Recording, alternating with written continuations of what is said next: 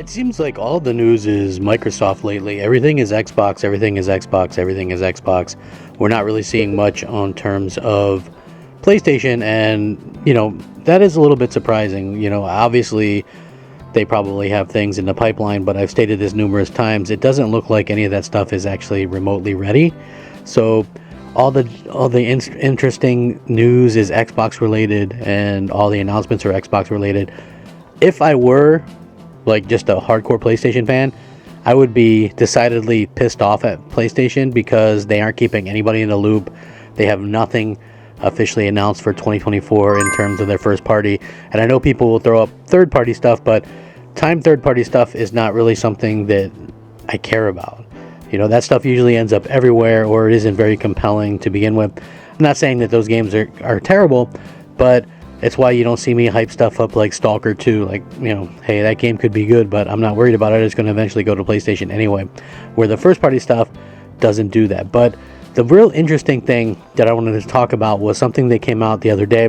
And Tweaktown published this. And it has the big three profits, which are, PlayStation, Xbox, Nintendo. And it has revenue, which, as you know, is the money that they make. But that's not a profit. So there's a difference between revenue and profit. And according to them, even though Sony has more revenue that they earn, they actually make less profit. And this guy that came out with this chart, it shows that Xbox is actually in second place and Nintendo is in first place, according to the chart. So the Sony fans were so berate over this, right, that they harassed this guy until he took down his tweet, right? But he still left the article up. The article is still up, but he was literally harassed by PlayStation fans who just could not believe this, right? They could not believe that Microsoft, a $1 trillion company who makes money on everything they do, that Xbox would be making money, right? They had to come up with all these excuses and all these different types of nonsense, and it's absolutely hilarious to see because, at the end of the day, it's like PlayStation fans are some of the, and I'm not saying all of them, because there's legit PlayStation fans that just like gaming, and I think that's fine. But the thing is this: Microsoft has been trending up for a long time. PlayStation, look at the moves that they're making, right? 60% games as a service. That's going to be their future. 60% of their games are going to be games as a service, live service-based games. Why do this, you say? Well, pretty simple. Because live service game is recurring income versus upfront, usually one time, like a new game, let's say a God of War, Horizon, or whatever.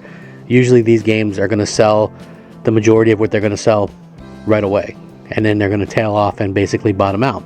So recurring service games like Fortnite or what have you get money every single month, and that's how they make money. It never tails off. It's always just kind of has the chance to grow. Whereas once you drop a static game, it's going to be at the top, and then there's nowhere to go but the down. It's never going to go back up unless you're like a GTA 5 or something, and then that's going to, have a good tail. And I think GTA 5 is a little bit of an outlier because a lot of people buy that physical game when it is physical on sale for like $15 or $20 because the shark card in there is worth more than the game itself. So that's a big reason why people buy those. But anyway, I wanted to get into this a little bit because it shows that Microsoft is definitely on the right track with what they're doing. And, it was always quite obvious to me, but this will help make it obvious to some of you all as well. Games investors, consumers, and competitors finally get a concrete answer on how popular Microsoft's Xbox game division actually is. Microsoft is very selective in what data it releases on various divisions. This includes gaming, which is now Microsoft's fourth best earning business in terms of revenue, with $15.4 billion earned in fiscal year 23. Every quarter, Microsoft will report three metrics on the Xbox business: content and services earnings, hardware earnings, and a finalized Xbox gaming number. Sometimes Microsoft will also release a new Xbox Game Pass figures, but they haven't done that for a while. Now, this is a big departure from Sony and Nintendo, both of which reveal revenue and profit numbers for their games business. Microsoft, however, has never really discussed Xbox's profits, but now, thanks to a series of documents and files that were accidentally leaked as part of the FTC versus Microsoft federal trial, we have an idea how healthy Xbox actually is. And they have a nice little chart, which I'm going to leak. It reflects the actual year-on-year growth for gaming Q3 for each business performance and metric. So with those numbers, according to the internal gaming CSA Consumer Solutions area, the Xbox game division had an accountability margin of $1.5 billion for the first 9 months of fiscal year 22, which was July 21 all the way to March 22. So what exactly is an accountability margin? Well, in testimony for the FTC trial, Xbox Gaming CEO Phil Spencer explains this. On the other side, we have Sony and PS5 and a very analog's hardware subsidiary.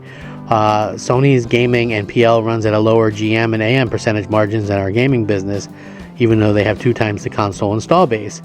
GM means gross margin, right? Gross margin percentage. Q and AM means accountability margin. Accountability margin, yes. Is that like profit? That's the percent of your revenue that you keep in profit.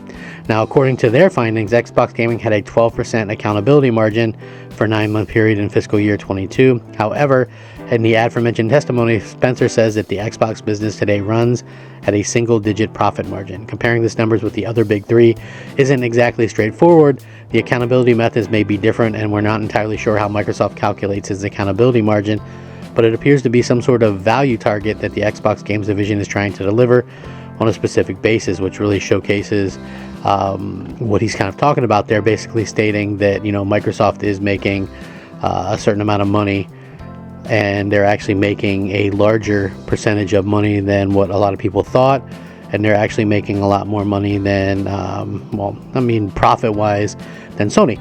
And this really should not really come as a surprise to people, the way that they're kind of acting on social media and things like that, because Microsoft, one, is $1 trillion company, and they know how to make money out of pretty much any circumstance.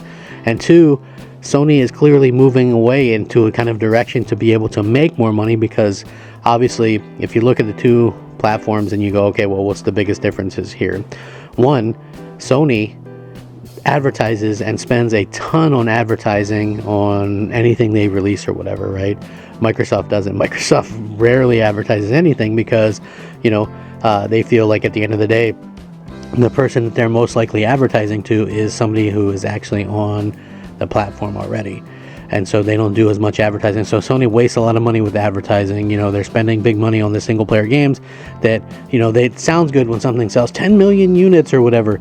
They might get the initial 5 million units, selling those at $70 a pop, but then the other 5 million are people who bought it on sale for half that, or even less than that. So it's not as cut and dry as people think, whereas, people continually pay $17 a month for Game Pass. 30 million people are doing this, and, $5 billion a year they're making off of that, and that is them wanting to put 4 big games a year into the service from the first party.